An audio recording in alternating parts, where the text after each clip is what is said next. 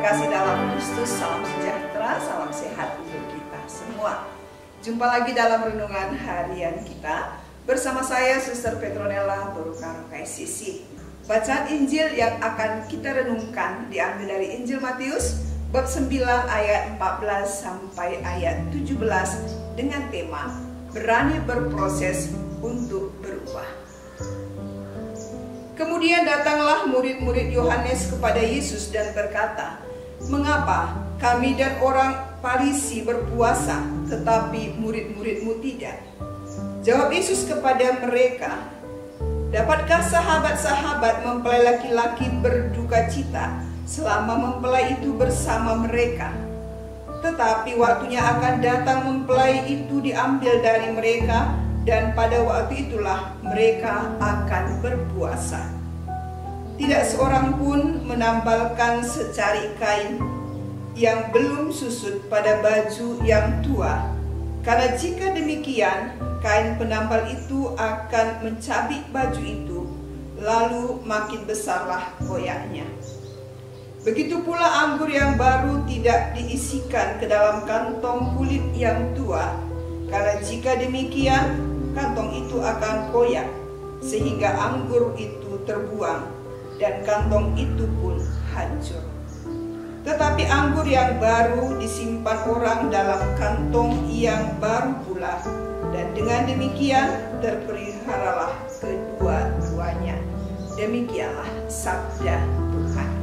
Saudara-saudari yang terkasih, ketika kita mengatakan kepada orang lain, "Kamu yang salah," tangan kita menunjuk orang dengan satu jari telunjuk, sedangkan jari yang lain mengarah kepada kita. Jika direnungkan, berarti ketika kita mengatakan kepada orang lain, "Kau yang salah," sebenarnya kesalahan kita lebih banyak karena jari lebih banyak terarah kepada kita.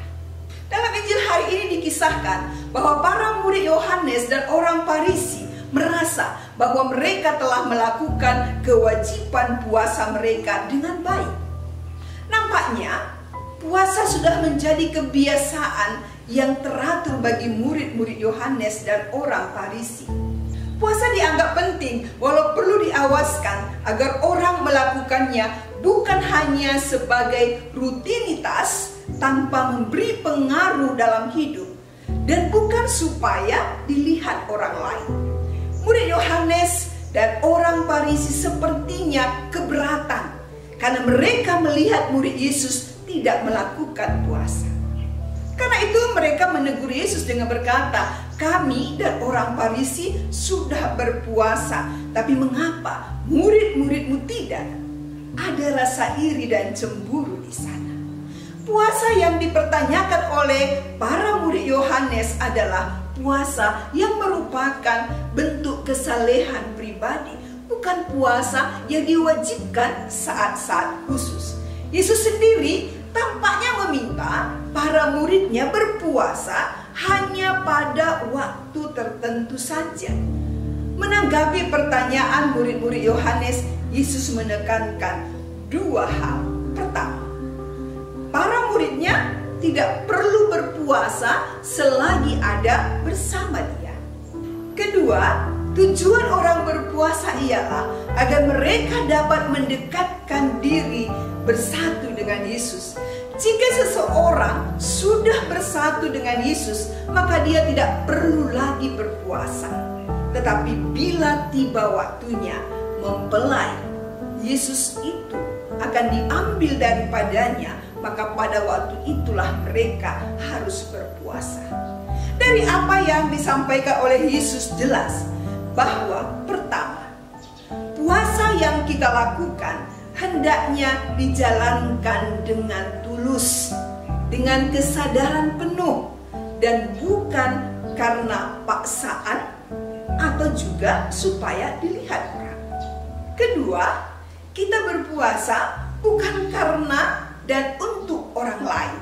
Maka jika kita melihat orang lain tidak berpuasa, jangan menjadi beban bagi kita atau mengganggu niat baik kita untuk berpuasa. Ketiga, puasa yang kita lakukan hendaknya kita sadari untuk menjadikan hidup kita lebih baik, lebih dekat dengan Tuhan. Saudara-saudari, Yesus tidak memberikan anggur barunya untuk dituangkan ke dalam kantong kulit yang tua. Karena jika anggur baru dituangkan ke dalam kantong kulit yang tua, maka akan terkoyaklah kantong kulit tua dan anggur baru pun akan terbuang sia-sia. Kantong kulit tua menggambarkan sistem keagamaan yang lama. Orang-orang yang sulit menerima perubahan, sudah berakar pada tradisi atau kebiasaan sehingga sulit maju dan berkembang.